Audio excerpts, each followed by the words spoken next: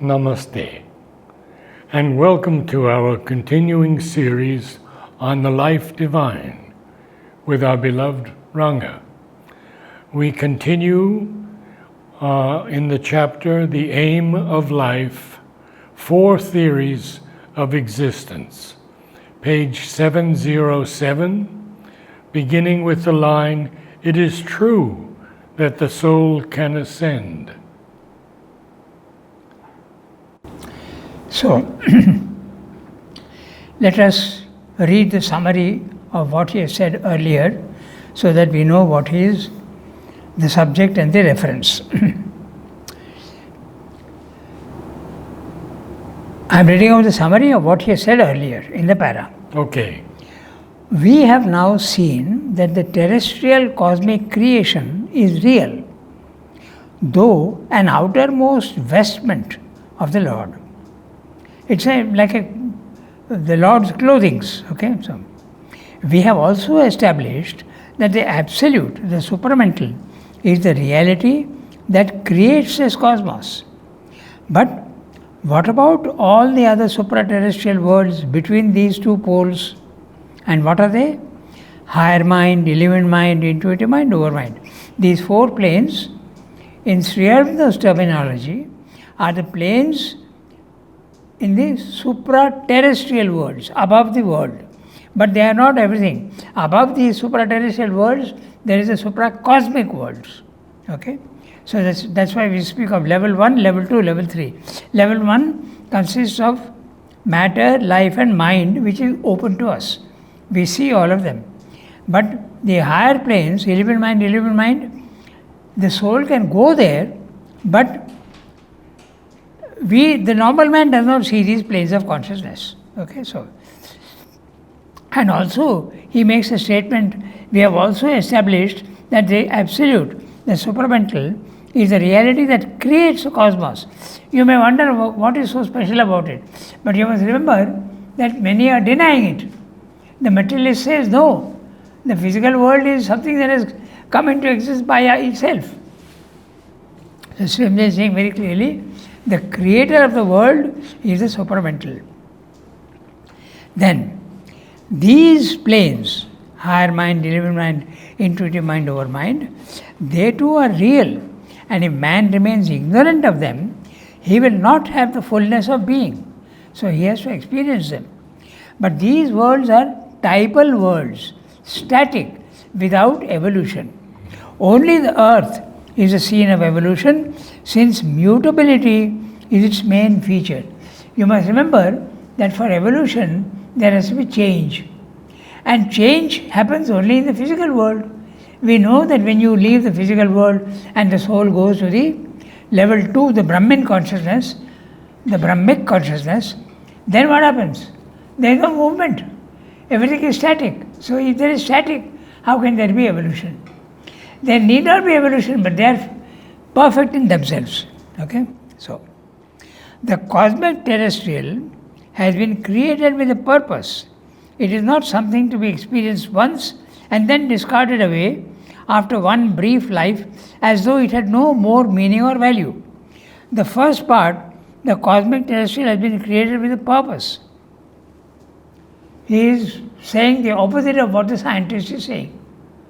The scientist is saying, it has not been created, it is just by chance it has come into being. The second part is a reply to the Christian theory. There, it is not something that is to be experienced once and then discarded away after one brief life as though it had no meaning or value. This. But science is changing very rapidly. Yes, but not fully yet. No, but I see many scientists say that there is a creator. Yeah. That is not science. It's a personal scientists. Scientists. But all scientists are not materialists. All scientists are. Those who are saying this, they are saying it with faith and an intuition. But those who are saying it with experience, that is valid. You follow what I am saying?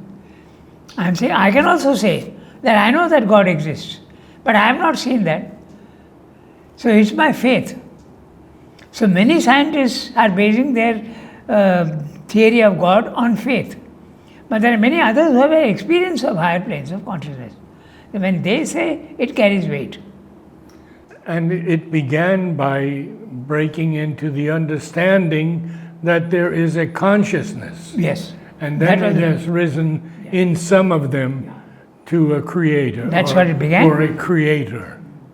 It began with the realization that consciousness is something fundamental. Right. That came with the scientific experiments in the turn of the 20th century. 1910, 1911, 1912, at that time. Okay. I forget the name of the theory anyway. So it has got a value. The earth is the scene. Just 1 second. Yeah. The earth is the scene of a divine drama being enacted evolutionarily. It will reveal the supreme delight light with all its possibilities which are yet to come. So this is Srimdo, what he has said in the previous para.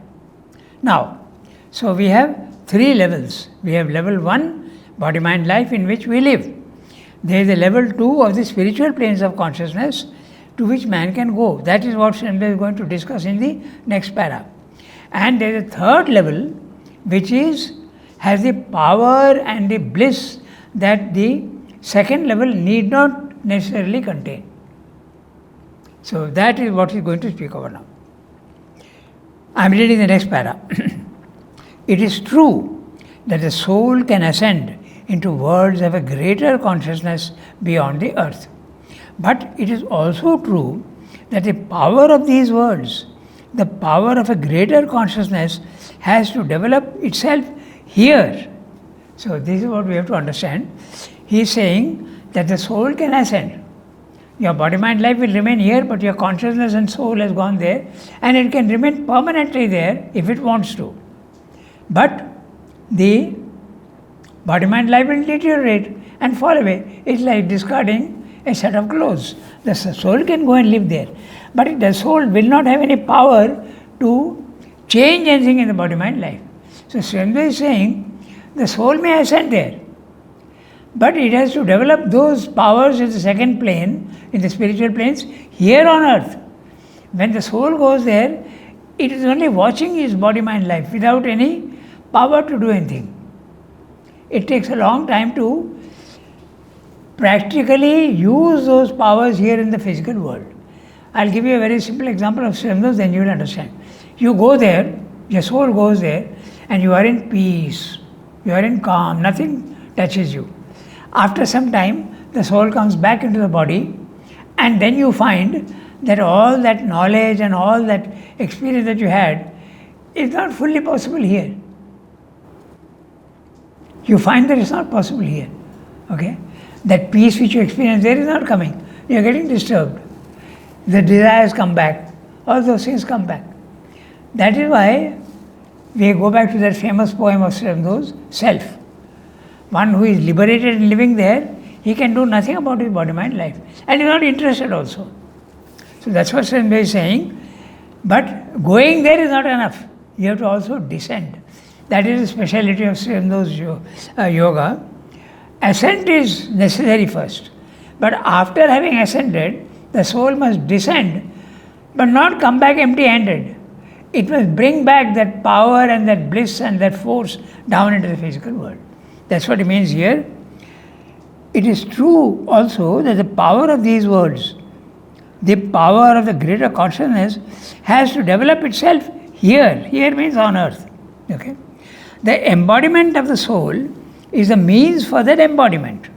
So the soul, which is unembodied, it has not entered in the body, mind, life.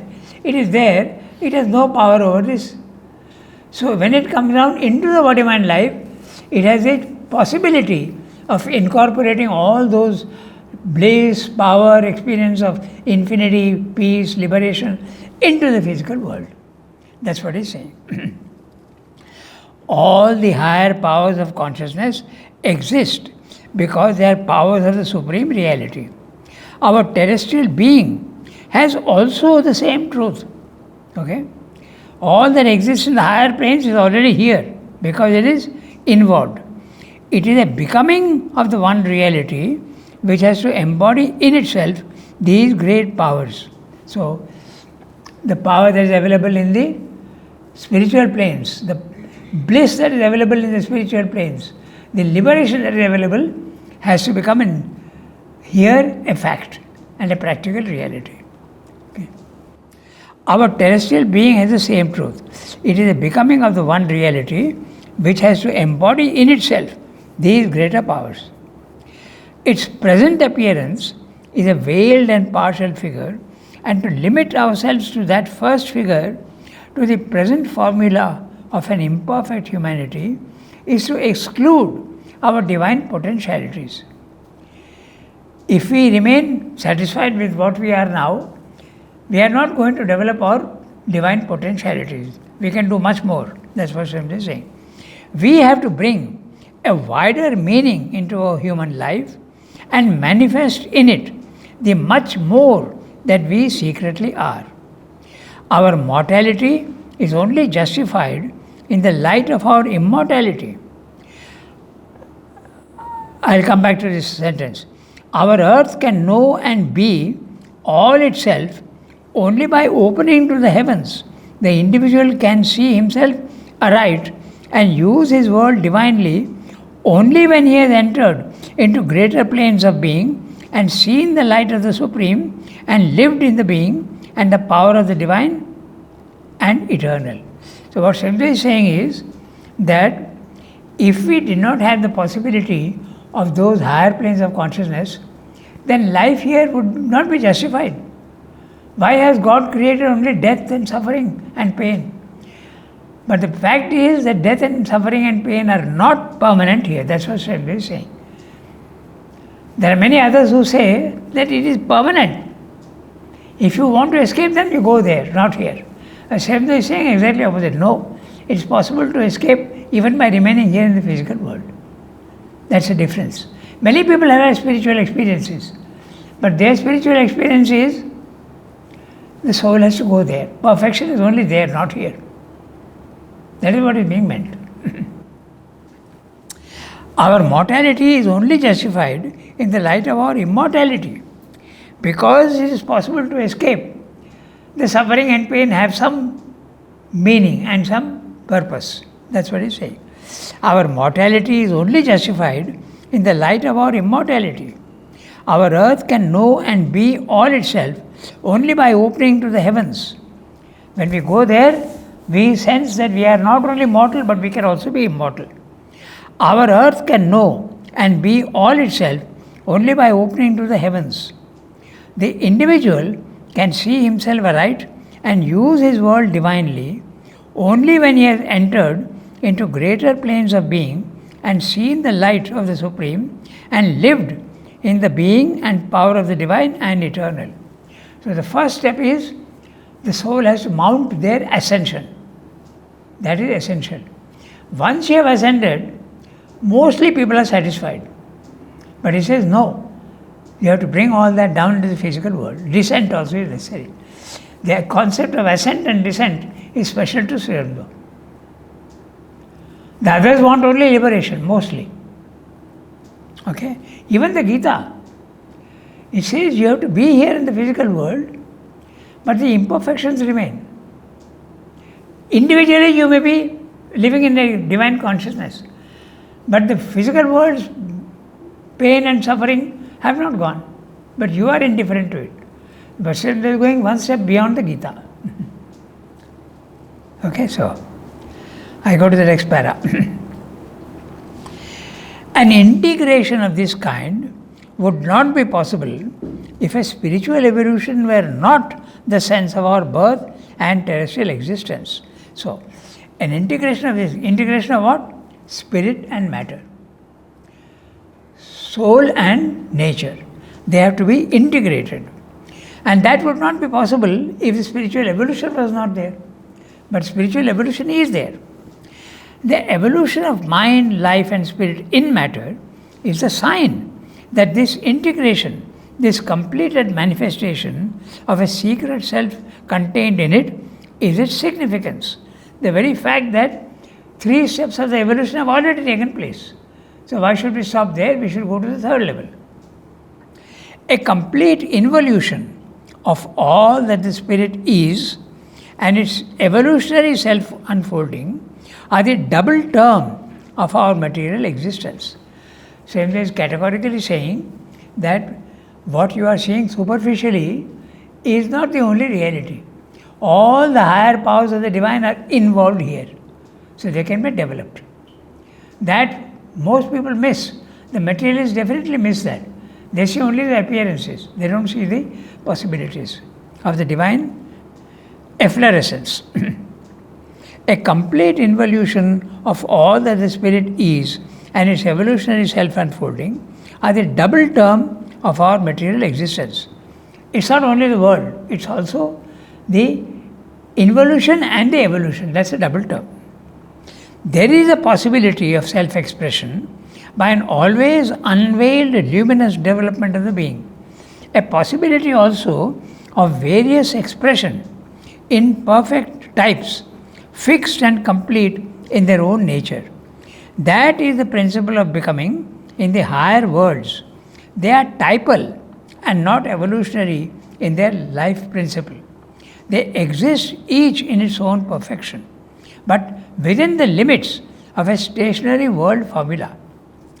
But there is also a possibility of self-expression by self-finding, a deployment which takes the form and goes through the progression of a self-veiling and an adventure of self-recovery.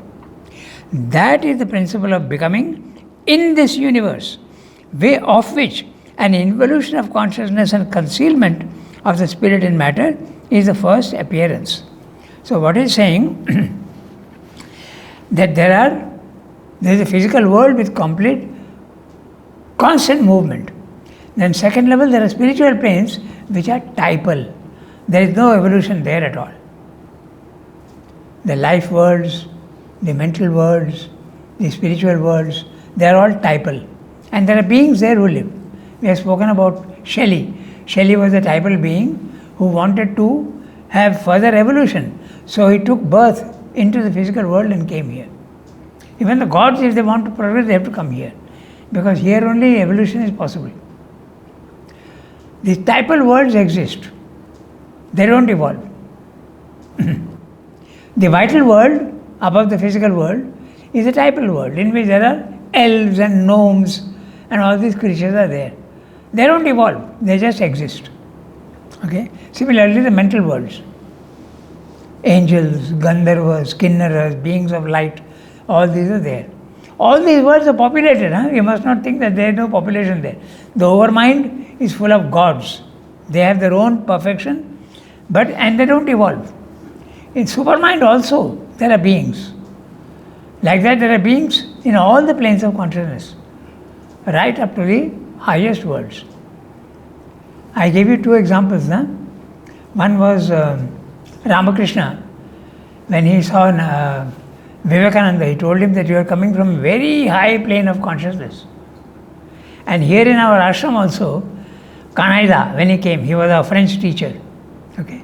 Sri Aurobindo told him that your soul has come from a very high plane of consciousness. But when you are coming down here, you look like an ordinary man and you have to develop all those powers which you have experienced there. That was the work one has to do. That is what Sri Aurobindo wants. Okay, so then he is saying, although they are typal worlds, the powers that are there is a possibility of developing them even here, because there is an involution. That's what he is saying. Okay? But there is also a possibility of self-expression by self-finding, a deployment which takes a form and goes through the progression of a self-veiling and an adventure of self-recovery. You have a body, you have a life, you have a mind, and that's what you are aware of. But there is in you, part of you is living in the higher mind, illumined mind, intuitive mind, even the highest supermind. A part of that is in you, but it's not yet developed. You have to develop it. That's what he's saying. Okay, I read the para. It is something, if you can give an image to explain what Srimdo is saying, okay, then it becomes concrete. If you compare yourself to a house, okay, I am a house. The doors and windows are my senses, letting me see the world. Okay. The first floor is the world we live in, the physical world. Doors and windows are there, and I am seeing a little bit of the physical world. I don't see the whole world at all. Then there is a basement. That basement is a subconscious. All that you are not going to use regularly or whatever comes to you, they go into the subconscious. Then there is the foundation for the house. That's the inconscient. Then you go into your garden. Normally your plot is 60-40, at least in India, 60 feet by 40 feet, and the back part of you don't develop them. Okay, you keep a garden or something like that. But that garden, remember, is open to the sky. So that's a symbol. So in you, there is a kitchen garden at the back, which is your intraconscient. And you can open yourself to the sky if you go deep into yourself. You can watch the skies. So that's the image. Now, you have the possibility, that plot is yours. So you have the possibility of building a first floor, a second floor, but you have not yet built it. But once you experience spiritually, now you have the capacity, I know what I can build. So you can build your first floor, you can build your second floor. It's not just having a vague idea that I can build my first floor and then I live on the ground floor, no. Srimdo wants you to have the concept of the first floor, second floor, third floor by going there, but coming down here and building those planes. That's what he's saying. The possibility of building those things are there. Self-expression, he's saying. Okay. There is also the possibility of a self-expression by self-finding, a deployment which takes a form and goes through the progress of a self-veiling and an adventure of self-recovery. All that is there in you, you recover one by one. I am reading the summary. This integration of the higher and the lower would not be possible without the evolution of all the divine possibilities already involved in the inconscient. The very fact of the emergence, first of life, then of mind, from the dark mass of matter clearly proves that there is an evolution. As a matter of fact, all the perfection possible on earth is already prefigured and can be seen and experienced in the ideal planes of the supra-terrestrial regions. All of them are already there. They have to be experienced and brought down. But the ideal planes are typal, non-evolutionary, static worlds. They are the templates of perfection that must be reproduced here on earth through the mechanism of the evolution. That's what he says. But the divine, involved in the inconscient, has the power of self-expression and hence the evolution. If the divine is there but without the power of self-expression, there will be no evolution. Yes, he is there, but he is sleeping and he will sleep forever. So Srimdo is saying no, he has the power of self-expression. He can express himself even here. Okay? So, involved is the power of self-expression and hence the evolution. This is the process and mystery of self-concealment and self-revelation. This is the secret intention in nature and the purpose of creation in the cosmos. This is precisely what the principle of becoming is. It's a self-veiling and a self-recovery. We have heard this so many times that it's very understandable for us. But those who have not had Srimdo's view, these are all very striking things that are there. So I read the next para. In fact, it's the last para of the chapter. An involution of spirit in the inconscience is the beginning. An evolution in the ignorance with its play of the possibilities of a partial developing knowledge is the middle. and the cause of the anomalies of our present nature.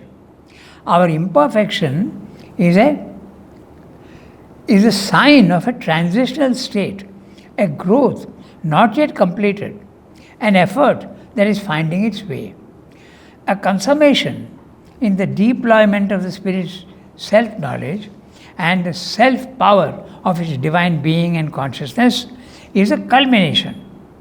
These are the three stages of this cycle of the Spirit's progressive self-expression in life. Now note this sentence carefully, that's the subject matter of the next chapter. Okay? So, the three stages. Yeah. So, the first is the two stages. Yeah. This is a transitional stage. Then the not yet completed, an effort that is finding its way, a consummation in a deployment of the spiritual self-knowledge and self-power of its divine being and consciousness is a culmination. So the divine will be fully available here in the physical world. These are the three stages of the cycle of the Spirit's progressive self-expression, the three levels, the transcendental, the cosmic and the individual. Right now we are in the individual, it's an incomplete first stage. The spiritual, the second stage. And the third stage is the transcendental, which comes down to the physical world. This is the next chapter. These are the three stages of this cycle of the Spirit's progressive self-expression in life. The two stages that have already their play seem at first sight to deny the possibility of the later consummating stage of the cycle. When you look at the physical world, you don't see any sign of progress and you feel that there is no possibility, this is the only thing that can be. But logically, they may imply its emergence. For if the inconscious has evolved consciousness, the partial consciousness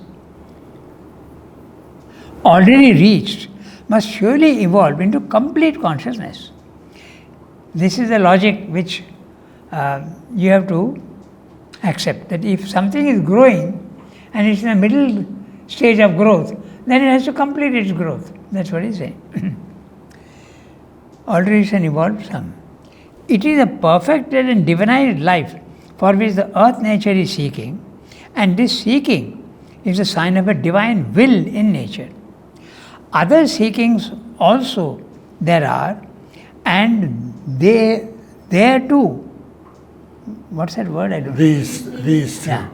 They to find their means of self-fulfillment. A withdrawal into the supreme peace and ecstasy. This also is possible. Okay?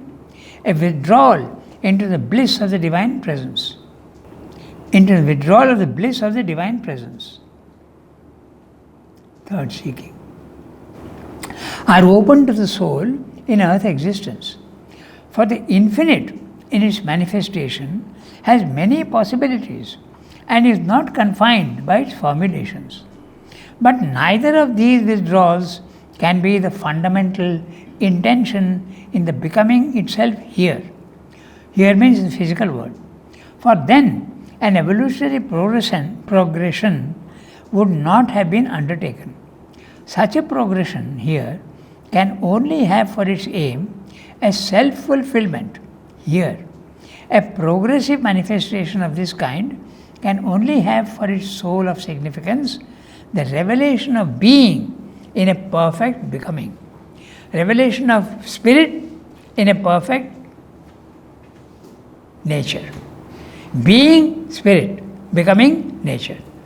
So, the divine must come down here and openly you will be able to see him. That's what he's saying. So, the next one is the three stages.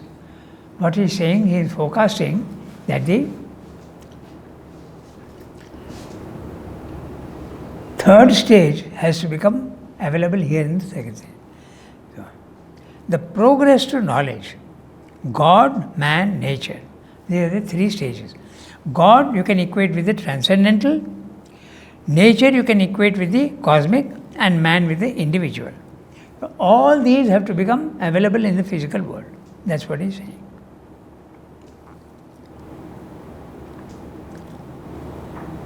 I read the quotations. Thou art that, O Shvetaketu, from the Chandogya Upanishad. The living being is none else than the Brahman. The whole world is the Brahman. Viveka Chudamani from Shankara. My supreme nature has become the living being, and this world is upheld by it. All beings have this for their source of birth, from the Gita. Thou art man and woman, boy and girl, old and worn, thou walkest bent over a staff. Thou art the blue bird and the green and the scarlet-eyed. Shvetashvatara Upanishad. This whole world is filled with beings who are his members. Narad, I have to make something clear, which I spoke of just now. I said that science itself has not yet discovered the higher planes of consciousness. Scientists have. Yes. That's what I meant. Yes, that is correct. Yeah. That's what I meant. That those science will be able to say that when many scientists agree and experience the higher planes of consciousness, and they say we know by experience that there are higher planes of consciousness, then science will take it different. That turn has already started. It's moving. Yeah, it has already started, surely.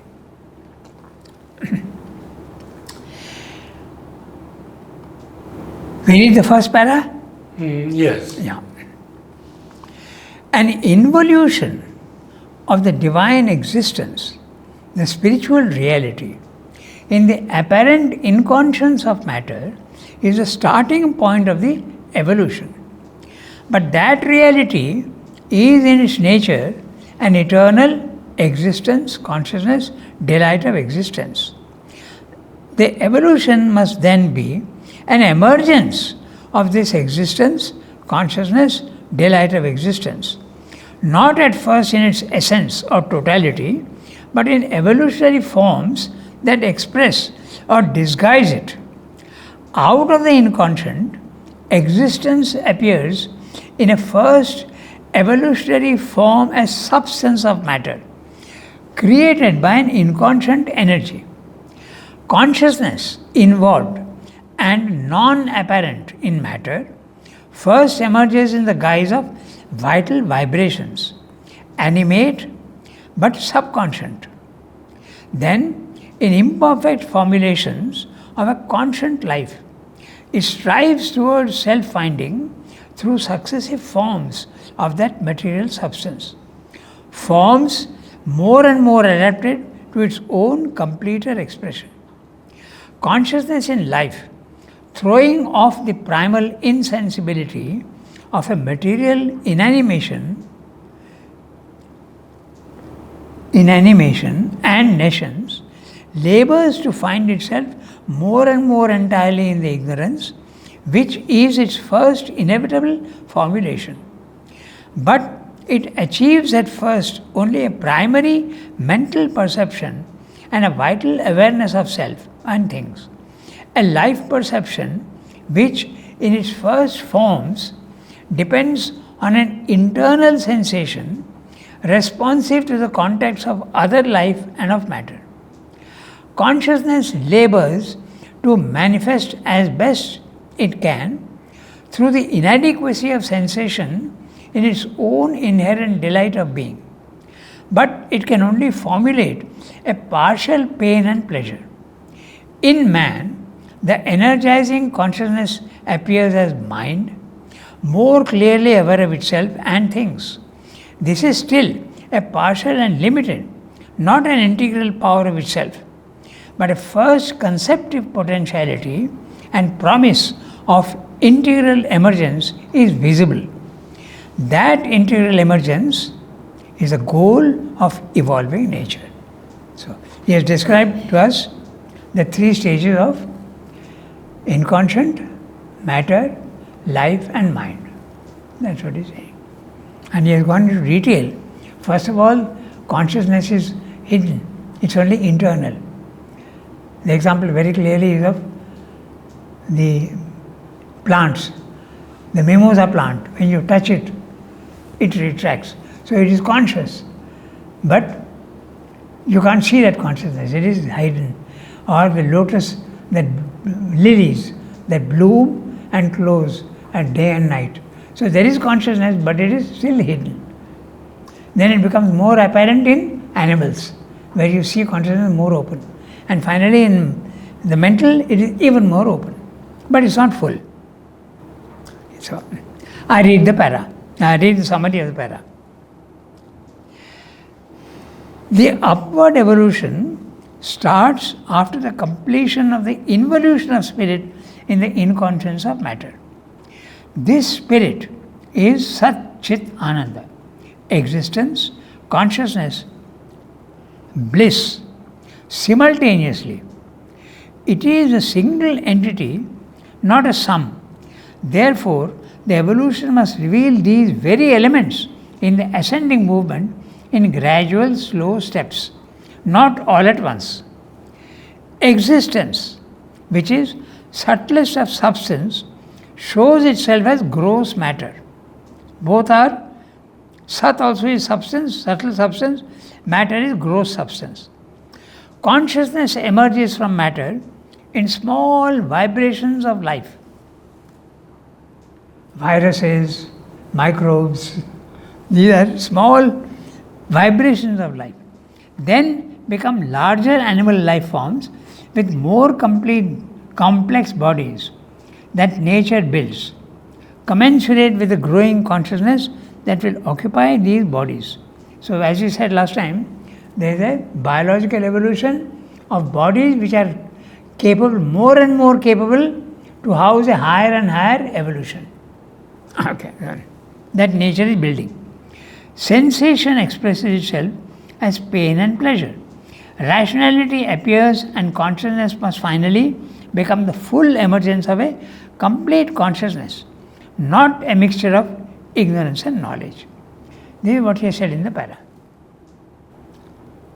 We can go next, we have time. Okay. So now, man is there to affirm himself in the universe. That is his first business, but also to evolve and finally to exceed himself. He has to enlarge his partial being into a complete being, his partial consciousness into an integral consciousness.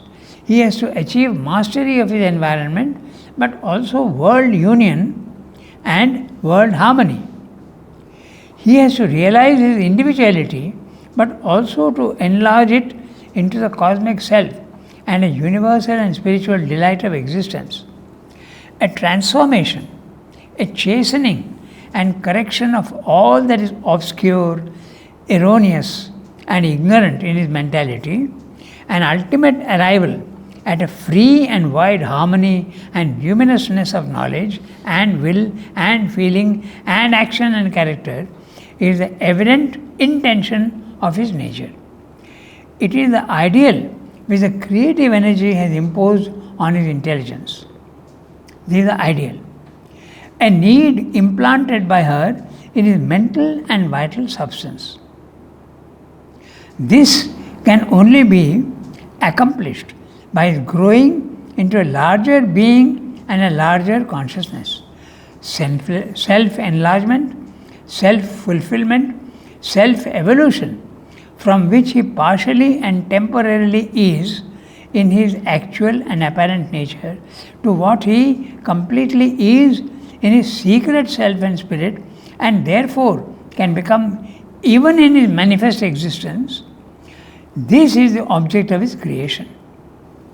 This hope is the justification of his life on earth amidst the phenomena of the cosmos. The outer apparent man, an ephemeral being subject to the constraints of his material embodiment and imprisoned in a limited mentality, has to become The inner real man, master of himself and his environment, and universal in his being. In a more vivid and less metaphorical language, metaphysical language, the natural man has to evolve himself into the divine man. The sons of death have to know themselves as the children of immortality. It is on this account that the human birth can be described as a turning point in the evolution, the critical stage in earth nature. So, I'll read the summary, and there are each sentence you have to look into very carefully in Srimdo. So there are some things which are there, but I'll just read the summary of what he's saying here. What is man's role in this evolution? So, as I said, he says something, but we have to posit a question to ourselves. What is he saying in this? So, this is what he is saying. What is man's role in this evolution? He is describing. What does his emergence and presence in the cosmos mean? How did he come here? What is his purpose? His first aim is to assert himself, find his place in the sun, realize that he is no mere transient insect on a speck of mud in the cosmos. This is in the language elsewhere. So he has to become himself and his environment. So he has to become of himself and of his environment. So he has to not remain attached only to his body. He has to also enlarge himself and become cosmic. But he cannot do this unless he becomes the perfect being he is supposed to be. He can do this by moving away from his outer nature of body, life and mind and identify himself with his real inner being in the subliminal, the intraconscient, realize himself as the immortal soul. He must lose ego, universalize himself. In short, the natural man must become the divine man. The sons of death must know themselves as the children of immortality. This is the purpose and meaning of man's existence in the world.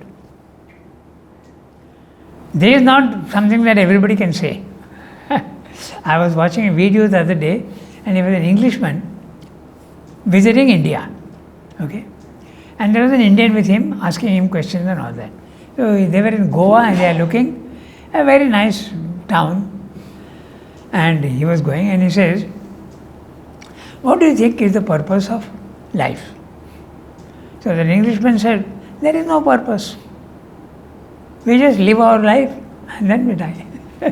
So what Srimli is saying is the opposite of that.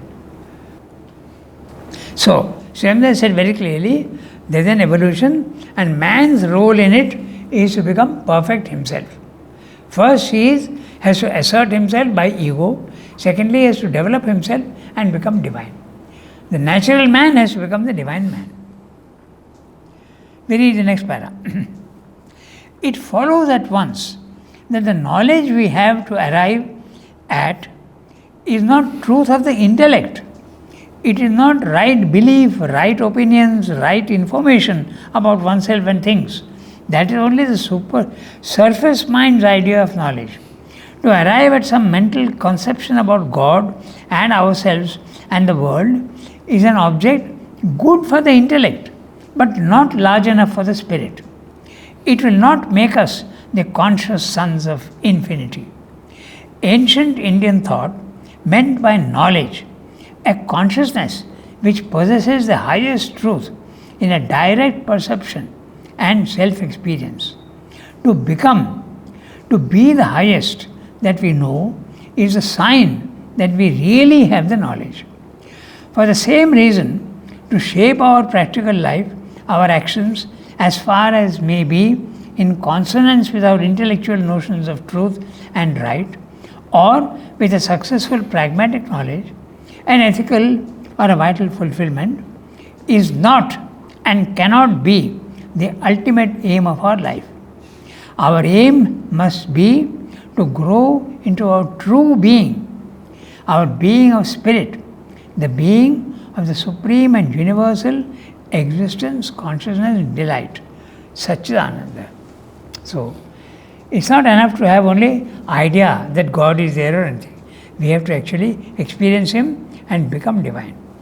So, in a very small para, the summary goes like this. To know oneself as immortal does not mean merely intellectual knowledge. To have mental ideas about God is not enough. Man has to become the divine in his consciousness, in his vitality, in his very body substance. That's what he's saying. So, he has told us what is the purpose of man on earth, and he has also told us what he has to do. All our existence depends on that existence. So, note the first existence is lowercase existence, and the other one is the higher case existence. So, the lowercase existence is life in the physical world. We exist in the physical world. But that existence with an E cap is the Sat, the truth. It is that which is evolving in us. We are a being of that existence, a state of consciousness of that consciousness, an energy of that conscious energy, a will to delight of being, delight of consciousness, delight of energy, born of that delight. This is the root principle of our existence. But our surface formulation of these things is not that. It's a mistranslation into the terms of the ignorance. Our I is not that spiritual being which can look on the divine existence and say, that I am I. That am I. Our mentality is not that spiritual consciousness. Our will is not that force of consciousness. Our pain and pleasure, even our highest joys and ecstasies, are not that delight of being. On the surface, we are still an ego figuring self, an ignorance turning into knowledge, a will laboring towards true force, a desire seeking for the delight of existence. To become ourselves by exceeding ourselves, so we may turn the inspired phrases of a half-blind seer who knew not the self of which he spoke, is the difficult and dangerous necessity.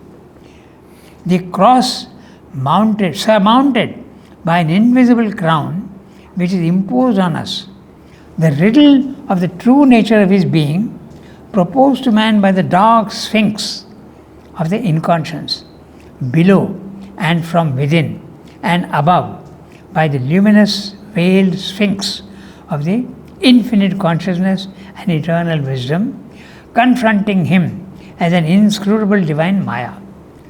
To exceed ego and be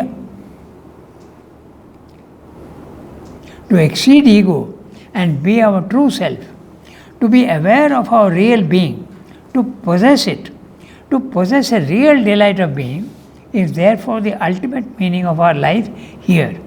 It is the concealed sense of our individual and terrestrial existence.